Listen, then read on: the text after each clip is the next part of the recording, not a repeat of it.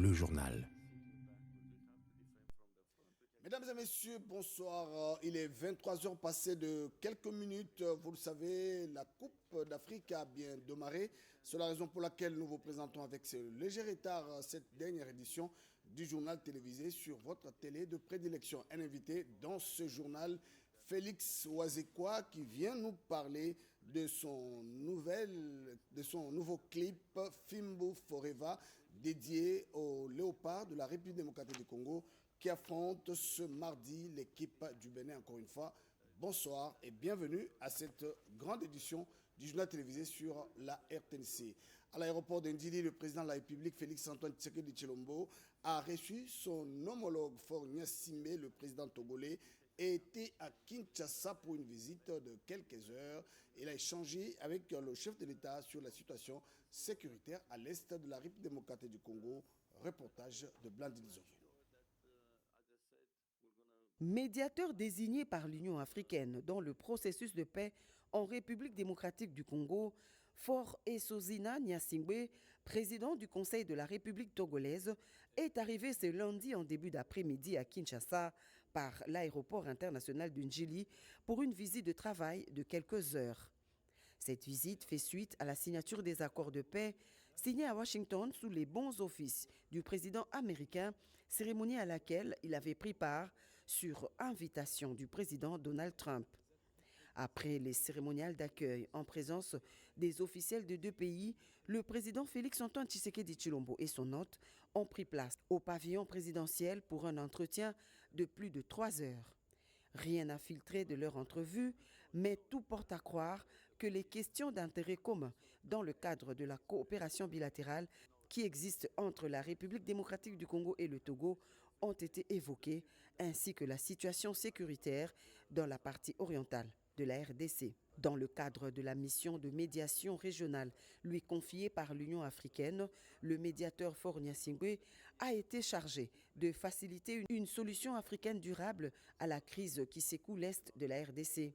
Faure Esozina Gnassingbé, président du Conseil de la République togolaise et médiateur désigné de l'Union africaine dans le processus de paix en RDC, a salué l'accord de paix signé à Washington, perçu par l'ensemble du continent africain comme une avancée diplomatique majeure, même si les défis sur le terrain demeurent encore préoccupants. C'est une deuxième visite de travail du président du Conseil togolais à Kinshasa, après celle du 16 avril 2025, juste après sa nomination intervenue 4 jours plus tôt.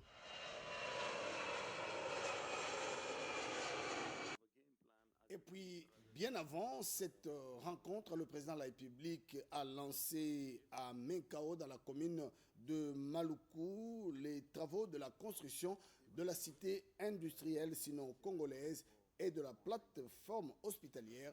Marthe Kassalou, Guilain Kabalondi pour le détail. Le projet d'extension de Kinshasa prévoit... Voici c'est à quoi va ressembler l'extension de la ville de Kinshasa dans les prochaines années.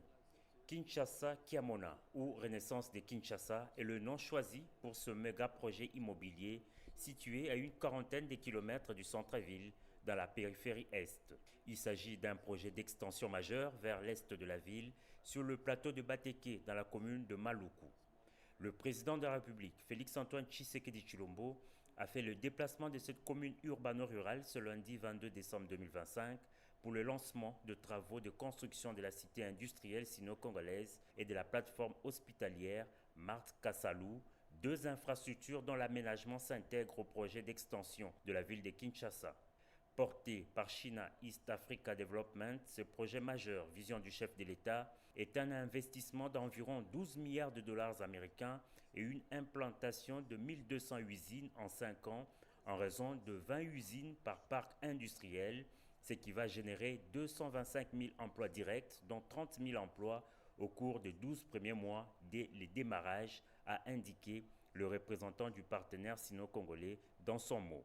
Au-delà de la cité industrielle, il est prévu la construction d'une plateforme hospitalière infirmière, Mama Marthe Kassalou, qui sera réalisée par le consortium belgo-marocain IIDG-TGCC et financée via un crédit de la Banque publique des investissements France avec la banque allemande Commerzbank pour 133 millions d'euros. Pour le représentant du consortium de l'entreprise des travaux généraux de construction de Casablanca, la première phase de travaux prévoit la construction d'un grand complexe hospitalier pluridisciplinaire de pointe, d'un centre de référence sous-régional d'oncologie sur une superficie de 36 000 m² et 10 hectares d'aménagement extérieur avec un héliport. Pour le ministre d'État, ministre de l'Urbanisme et Habitat, il s'agit donc d'un acte politique majeur. La cérémonie qui nous réunit aujourd'hui dépasse largement le cadre symbolique d'un démarrage solennel des travaux. Elle constitue un acte politique majeur, une décision stratégique assumée et surtout une rupture nette avec des décennies d'urbanisation subie, désordonnée et économiquement inefficace. Afin de matérialiser votre vision, Excellence Monsieur le Président de la République, chef de l'État, le gouvernement a fait le choix d'une approche nouvelle, celle de faire de la planification urbaine un levier de développement économique. Et c'est sur ces entrefaites que le chef de l'État a procédé à la pose de premières pierres de construction de la cité industrielle et de la plateforme hospitalière infirmière Maman Marthe Kassalou en présence de nombreux officiels. Bien plus qu'un projet immobilier ou infrastructurel, le projet d'extension de la ville de Kinshasa apporte des réponses concrètes aux principales préoccupations des populations quinoises, notamment la cogestion urbaine, les embouteillages, les inondations ou encore l'insalubrité.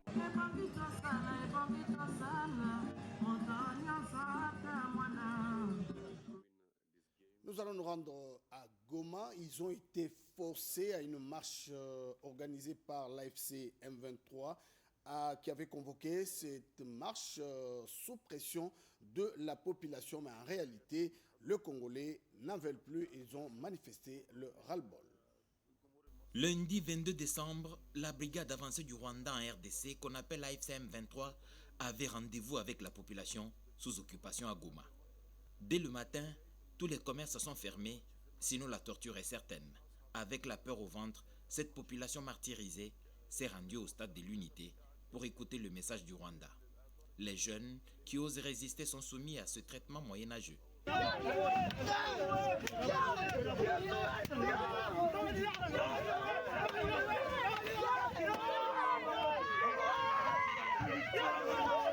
C'est la méthode des pseudo-libérateurs. Avant le stade, il fallait cette marche pour forcer la population à exprimer le contraire de ce qu'elle ressent. Lorsqu'elle s'est rassemblée sur les grandes artères de Goma, le ras-le-bol a pris le dessus sur le cosmétique voulu par l'occupation.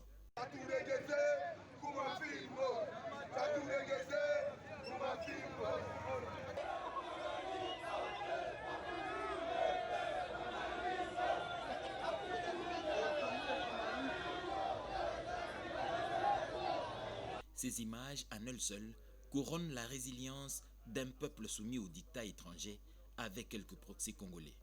Ce qui a été pensé comme un moyen de tordre la vérité a davantage confirmé que l'occupation est cruelle, le peuple n'en veut plus. L'organisation de ce jour n'est donc qu'une autosatisfaction qui ne dépasse pas les frontières du Rwanda. Et puis, ici à Kinshasa, le centre hospitalier universitaire du cinquantenaire est officiellement opérationnel depuis ce lundi 22 décembre 2025. Le ministre de la Santé publique, Dr Samuel Roger Kamba, a lancé les travaux et en même temps procédé aussi au lancement de la gratuité de la maternité. Suivez ces reportages sur les images de Turbo Chimanga. La gratuité de la maternité est une avancée significative pour les systèmes de santé en République démocratique du Congo, marquant un pas vers l'amélioration des conditions de vie des mères et de leurs enfants. Ce lundi 22 décembre 2025, le ministre de la Santé publique, Dr Samuel Roger Kamba, a présidé une importante cérémonie du lancement de la gratuité de la maternité et redynamisation des activités de l'hôpital du cinquantenaire. La reprise de cet hôpital par le gouvernement congolais est une étape importante dans le cadre de la couverture santé universelle, vision chère au président de la République, Félix Antoine Tshisekedi Tshilombo. Nous avons cet hôpital du cinquantenaire qui est l'un des plus grands de notre pays, avec plus de 800 lits, pouvant monter à 1300 lits, avec tous les espaces nécessaires, avec toutes les possibilités nécessaires. Sauf que ça fait 13 ans que cet hôpital est quasiment abandonné. c'était devenu juste finalement une morgue. Alors que vous-même, vous avez vu, en faisant le tour, le potentiel de cet hôpital. Dr Samuel Roger Kamba a fait le tour de cet hôpital pour s'assurer que les instructions du président de la République, Félix Antoine Tshisekedi Tshilombo, sont de stricte application. C'est un hôpital public qui va avoir les tarifs publics. J'ai exigé, par exemple, que le scanner ne dépasse pas $80. Vous comprenez que ça devient accessible à tout le monde parce que aujourd'hui, quand vous allez dans un hôpital privé pour faire un scanner, vous avez une idée de prix. Et donc, c'est un hôpital accessible effectivement au petit peuple. La population est invitée à s'approprier cet hôpital qui est désormais à la bourse de tous. On change de chapitre cette fois-ci pour parler de cette conférence sino-congolaise sur la formation professionnelle et technique. La cérémonie a été présidée par le ministre de la formation professionnelle aux côtés de l'ambassadeur de Chine en RDC, Zhao Bin. Face à la presse nationale et internationale, le ministre auditant en charge de la formation professionnelle et l'ambassadeur chinois accrédité en RDC posent les fondamentaux de cette journée, sans le de personnalité. La journée porte sur la conférence sino-congolaise, formation professionnelle et technique, exposition de résultats de la coopération économique et commerciale. Le premier à prendre la parole, le directeur général du Centre culturel et artistique. Pour lui, le développement de la RDC passe par l'investissement sur la jeunesse. Dans son discours, l'ambassadeur chinois a martelé sur la formation de jeunes, gage d'un développement durable avant de citer quelques réalisations chinoises au profit de la formation professionnelle de jeunes. Il n'a pas hésité de condamner l'agression rwandaise sur le sol congolais. Nous organisons également une formation au niveau de NCLA avec les experts agricoles chinois qui vont donner des cours aux stagiaires congolais pour renforcer leurs capacités dans la culture agricole.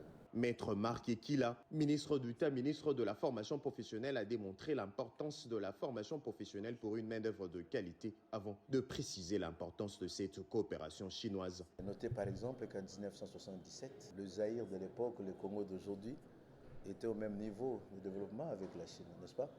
Et nous avons quand même un peu négligé les domaines techniques, et voilà. Donc là, il faut féliciter le président de la République qui, après avoir fait les états du lieu, a pensé qu'il fallait aujourd'hui revenir avec un ministère de la formation professionnelle justement pour doter encore le pays de toutes ses compétences en matière technique. Spectacle culturel de l'Institut Confucius, tambour chinois, danse de lion chinoise, l'assistance a eu droit à une visite d'exposition de qualité. L'après-midi a été consacré à des conférences, intervention d'urgence, secours et gestion de traumatisme, introduction au génie militaire et aux opérations, ingénierie des infrastructures et construction moderne. On va s'arrêter un moment pour parler environnement avec ce forum sur l'entrepreneuriat écologique. Les jeunes jouent un rôle important dans la prévention et le règlement des conflits, singulièrement dans le maintien de la paix. C'est dans le cadre de la mise en application de la résolution 2250 du Conseil de sécurité des Nations Unies. La célébration du 10e anniversaire de cette résolution des Nations Unies coïncide avec la déclaration de Paris sur le climat. C'est ce qui a inspiré les panels d'experts de la résolution 2250, chapitre RDC, d'organiser le Forum national sur le climat, la paix et l'entrepreneuriat écologique, question de lier la paix au changement climatique. De nos jours, on ne peut pas évoluer si on n'implique pas les jeunes dans les questions climatiques, dans le changement climatique, dans les questions environnementales, parce que tous ces éléments nous sont imposables pour le moment. Grâce à l'appui de Questions internationales, nous avons pu réunir les jeunes, on leur a appris c'est quoi l'entrepreneuriat écologique, comment les jeunes doivent s'investir pour être des agro-business, comment ils peuvent s'impliquer dans les questions de l'entrepreneuriat, mais aussi faire d'eux des acteurs de paix. La paix est indispensable. C'est comme ça qu'on a voulu lier l'utile et l'agréable, l'environnement, le climat et la paix. Et on a eu des éminents orateurs qui ont expliqué les liens qui existent entre l'environnement, la paix et le climat. À la fin de la cérémonie, tous les acteurs de la société civile qui ont milité pour le changement climatique et l'instauration de la paix durable en RDC ont été primés. Nous allons nous rendre dans le Kasaï oriental. Le conseiller spécial chargé du suivi du programme de 145 territoires a visité les territoires des Miabi et des Tchilenge pour se rendre compte de l'évolution des infrastructures scolaires dans cette partie. Érudis Kitutu pour les commentaires. Dans le territoire de Tchilenge, au cœur de la ville de Mbujimaï, dans le Kasaï oriental, le conseiller spécial du chef de l'État chargé de suivi du programme de développement local de 145 territoires, Dieudonné Tchakambila Tchibouyi, a effectué une mission d'inspection qui l'a conduit dans plusieurs établissements scolaires dans le cadre de ce programme prioritaire voulu par le président de la République, Félix Antoine Tshisekedi Tshilombo, pour améliorer des services sociaux de base à travers le pays. Je suis venu voir ce qu'il vous a donné, voir comment vous l'entretenez et voir aussi partout où ce n'est pas encore fini, pourquoi ce n'est pas fini. La mission se poursuivit dans le territoire de Miabi où les communautés locales ont présenté au conseiller spécial un état des lieux complet de l'avancement du programme. Elles ont salué les infrastructures déjà réalisées tout en relevant les défis restants, notamment le manque d'électricité qui freine l'opérationnalisation de certains ouvrages.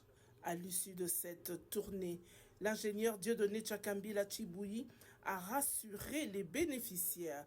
Il a promis de rapporter fidèlement au chef de l'État l'ensemble de préoccupations soulevées afin d'assurer que le PDL 145 territoires soit exécuté dans les délais et conformément au cahier de charges établi.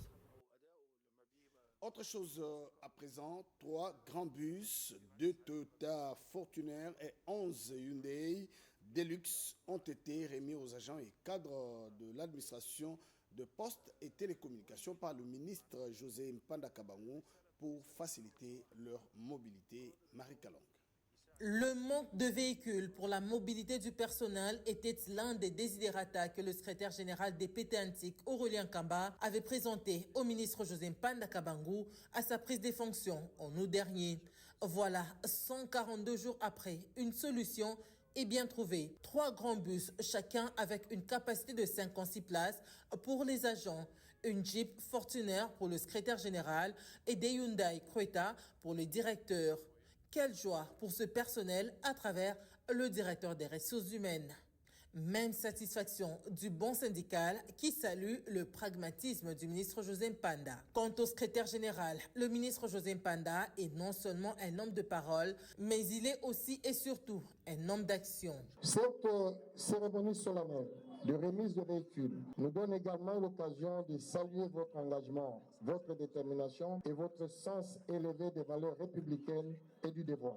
Nous avons relevé des qualités qui fondent votre action. Agir promptement et bien agir, tels sont vos principes de gestion qui rallient la célérité à l'efficacité. Le ministre bienfaiteur a pour sa part exhorté à beaucoup travailler pour être bien coté. Je voudrais vous rappeler, nous n'avons pas beaucoup de missions. Et si nous nous mettons au travail dans la rigueur, les 3 petites missions, nous pouvons les achever, les terminer dans moins de temps. Les 3 missions concernent la réduction de la fracture numérique, la connectivité des 145 territoires et surtout arriver à agrandir notre assiette fiscale afin de devenir les premiers contributeurs de l'assiette publique. Il faut rappeler qu'à tout son passage à un ministère, Maître José Mpanda Kabango dote toujours l'administration des véhicules. Il a fait à la recherche scientifique, il a fait aussi à l'agriculture.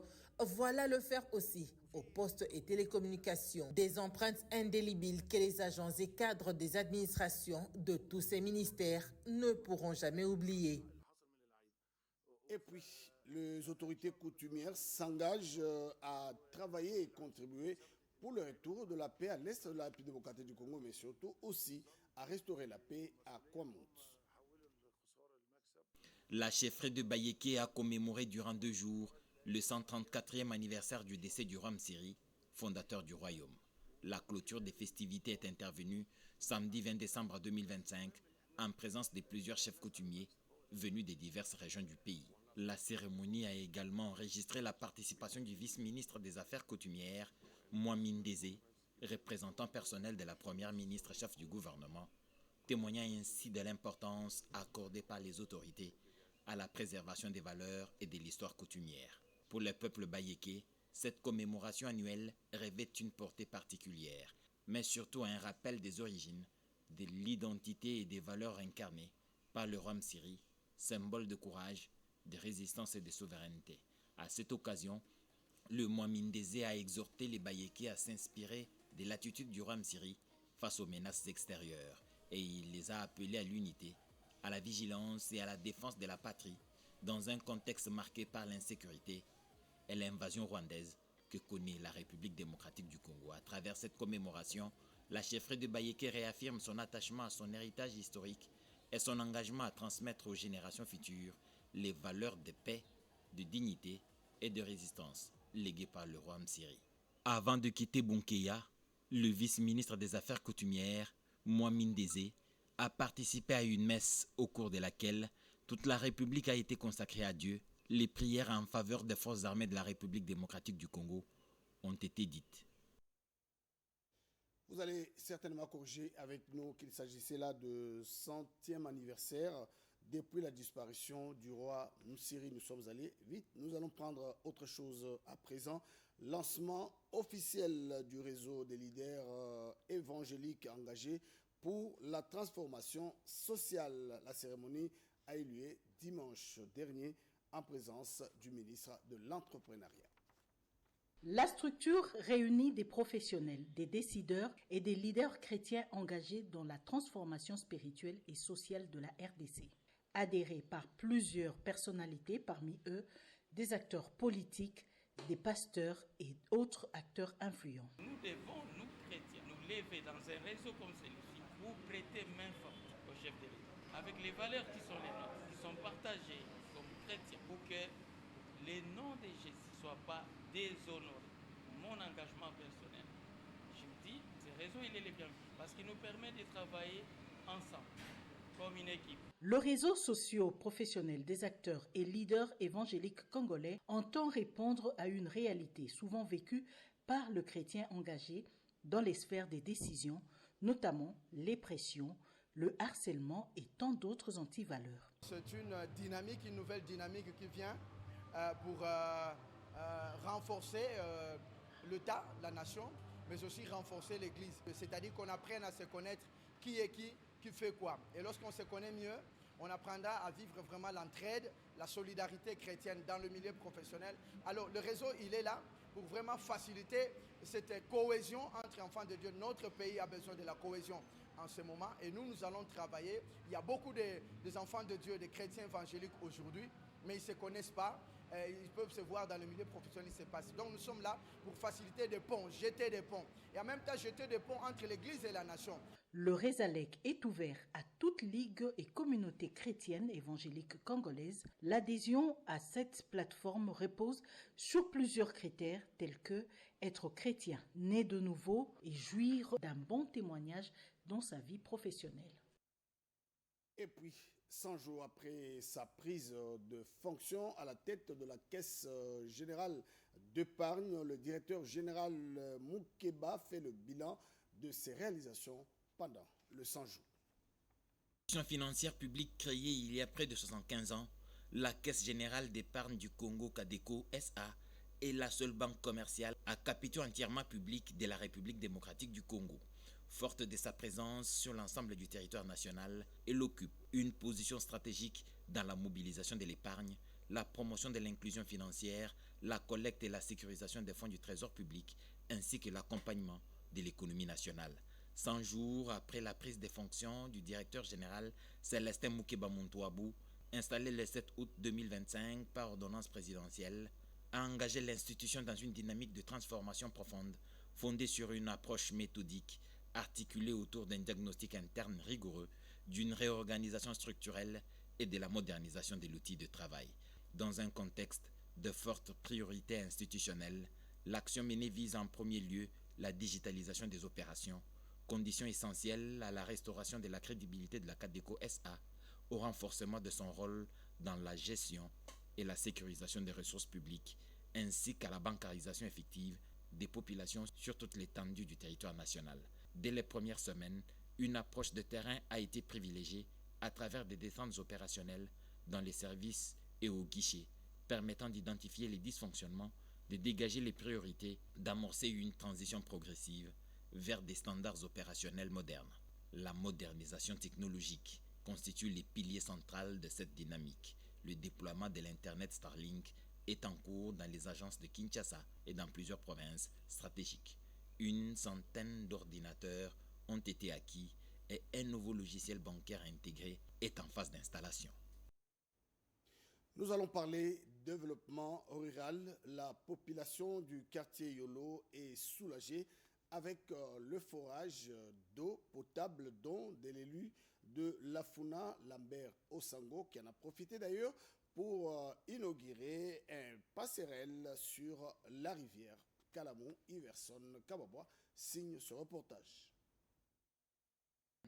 Longtemps frappé par le problème d'accès à l'eau potable, l'école Kamina et la population du quartier Yolo se disent satisfaites du geste posé par l'élu de la circonscription de la Funa, Lambert Osango, par la construction des forages d'eau potable pour pouvoir soulager tant soit peu leurs desiderata. Le bienfaiteur a souligné que ces actions entrent dans le cadre de la vision du chef de l'État, Félix-Antoine Tshisekedi Tshilombo, qui place les préoccupations sociales de la population au centre de ses actions. Que cette œuvre dure assez longtemps.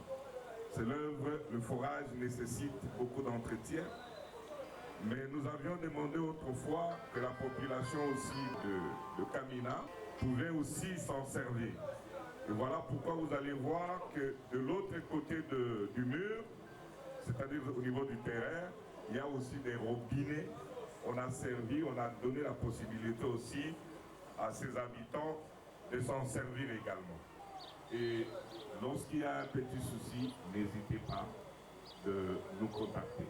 Et nous n'allons pas non plus partir, nous serons toujours de temps en temps avec vous, comme toujours. Juste après la cérémonie inaugurale du forage, s'en est suivi une autre inauguration de la passerelle reliant les quartiers Kimbangu et les quartiers Yolo sur la rivière Kalamou.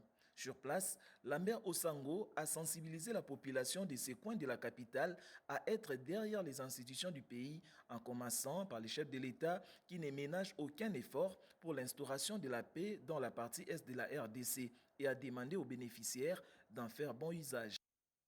Et puis, autre chose à présent, nous allons parler des activités du ministre délégué à la Défense, Eliezer Ntambwe, qui a échangé avec le pasteur responsable de l'église Lumière du Monde et Kimelo, le pasteur Gilles Moulindoa, qui est venu donner un don de son église pour ceux qui souffrent à travers le pays.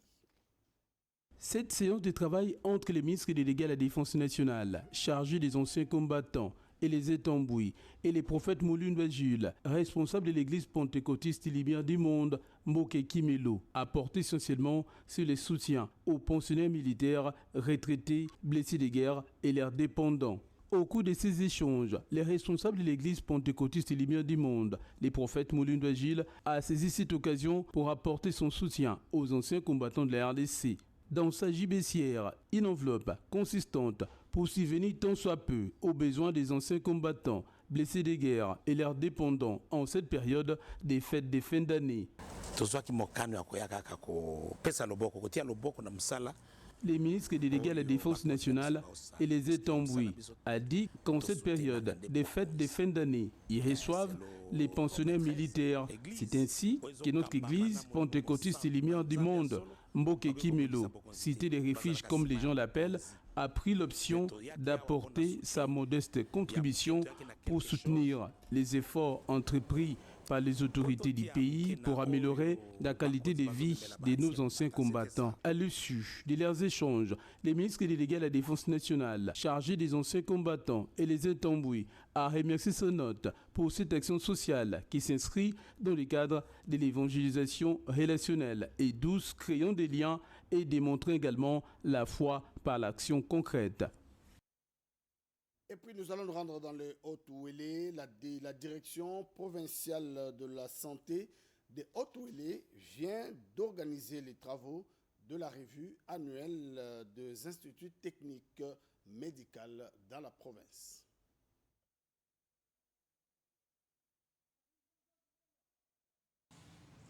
L'Institut technique médical Item Isiro a servi de cadre à cette activité de grande envergure présidée par le ministre provincial de la Santé publique, honorable Afunda Fungenda Sumbu, à présence de partenaires techniques et financiers. Objectif, évaluer les performances du système d'enseignement dans le secteur de la santé et identifier les failles et renforcer les bonnes pratiques. Dans ce monde de circonstances, le ministre provincial de la Santé, Afunda Fungenda, a insisté sur l'importance de la qualité de la formation comme pilier central d'un système de santé performant. D'évaluer leur pertinence par rapport aux exigences modernes, d'identifier les axes d'amélioration pour mieux préparer les futurs professionnels de santé. Vous allez parcourir vos indicateurs sur le plan administratif, pédagogique et gestionnaire des ressources humaines, matérielles et financières en vue d'assurer la qualité d'enseignement afin de livrer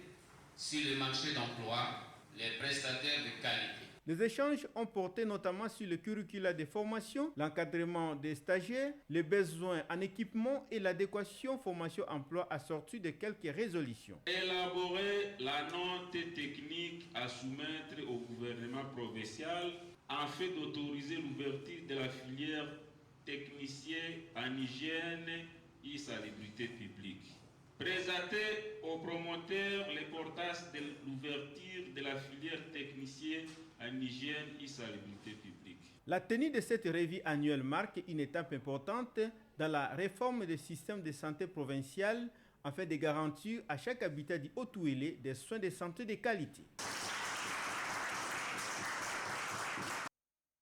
Et puis, pendant ce temps, de jeunes du mont Amba ont été formés pour être de messagers pour la 4e République. Leur mission, sensibiliser toutes les couches sociales de la population. Après la publication de leur manifeste fondateur, les initiateurs du Front pour la 4e République sont passés à l'action.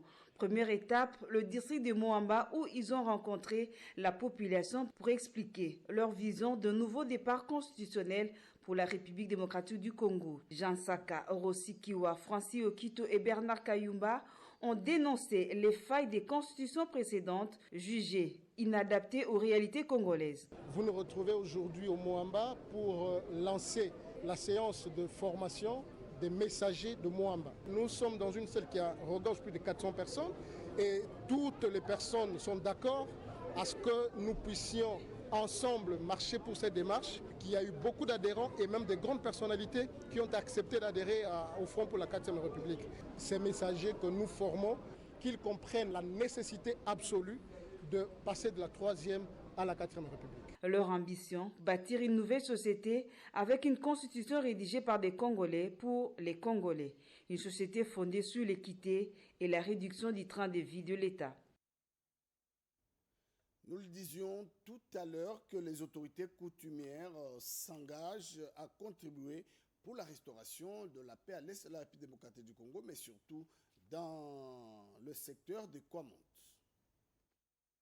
Réunis dans le cadre du dialogue pour la paix dans la partie est de la RDC et à Kwamont dans les Maïndombe, les autorités coutumières conduites par le chef Ipopo, Luzolo, Blanchard, chef de groupement Kimwenza, Matadimayo, se sont rendus au cimetière de la Gombe pour solliciter l'appui des aïeux et renouveler leur engagement en faveur d'une paix durable. Ces chefs coutumiers promettent d'apporter leur contribution dans la restauration de la paix dans l'est de la RDC et à Kwamont.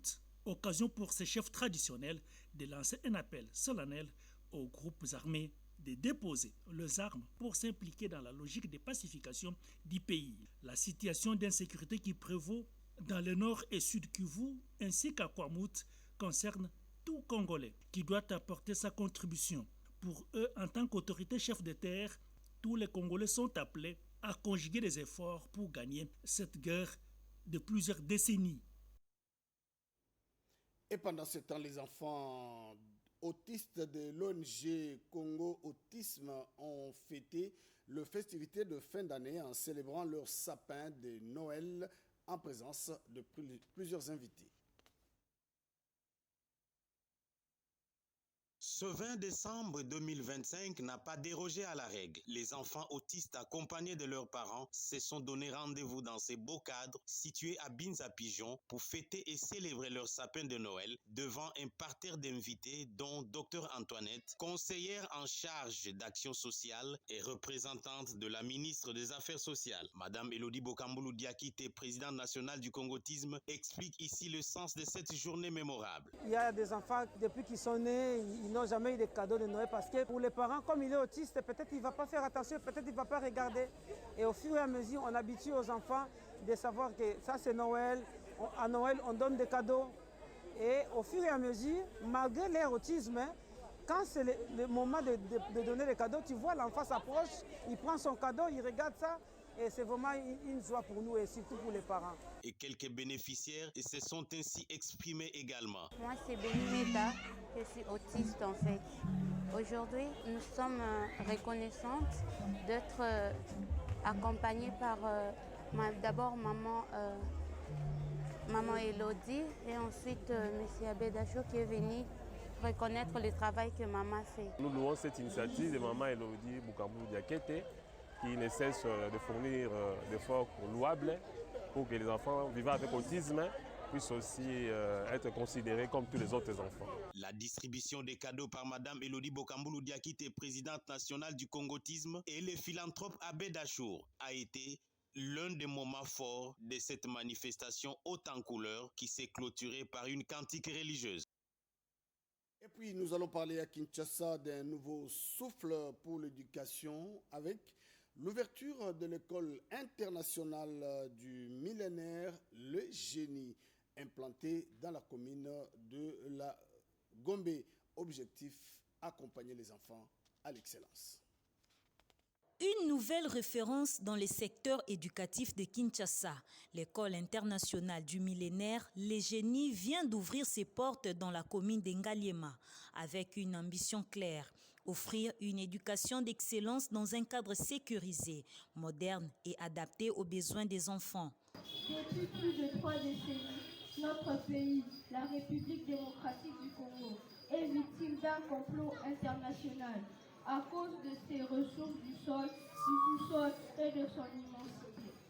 Face à ce complot où on instrumentalise le Rwanda, pays voisin, et certains Congolais dépourvus de sens du patriotisme et de l'humanisme, afin de massacrer et de piller nos ressources naturelles en violant et en tuant nos compatriotes. Face à cette tragédie, nous, les enfants congolais, disons non à ce complot, non à ce massacre. La voix des enfants, c'est la voix de Dieu.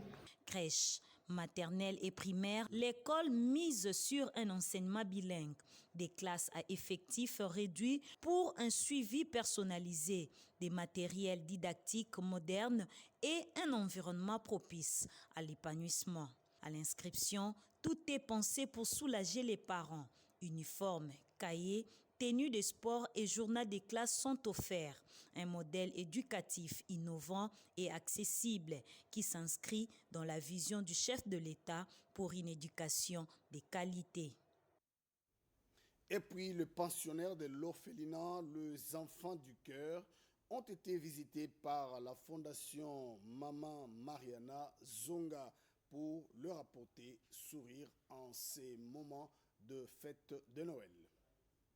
Dans une atmosphère bon enfant, rythmée par un chant vibrant devenu leur signature d'accueil, les pensionnaires de l'orphelinat, les enfants du cœur ont ouvert les bras et le cœur aux représentants de la structure Maman Mariana Nzonza, initiée depuis la Belgique par sa fondatrice éponyme, animée par la volonté de s'aimer, les sourires et de raviver l'espérance chez les enfants éprouvés dans leur vie. Les amis de la fondation ont apporté des vivres essentiels, notamment des sacs de riz, des bidons d'huile et autres biens de première nécessité. Un geste simple, mais profondément humain. Chaque don est une bénédiction, même un petit geste peut changer une destinée. Tel est le leitmotiv de la Fondation. Au-delà de l'aide matérielle, un moment de prière a scellé cette visite, confiant les enfants sous la grâce divine, un acte de foi qui, selon le coordonnateur Sariv Malanda, laisse une empreinte indélébile dans le cœur de ses enfants. C'est lui qui aide les orphelins prêts à Dieu. Et alors, Dieu il est mystérieux, il est miséricordieux. Un petit geste peut changer la vie d'un Congolais ici en RDC. Voilà le peu que nous gagnons,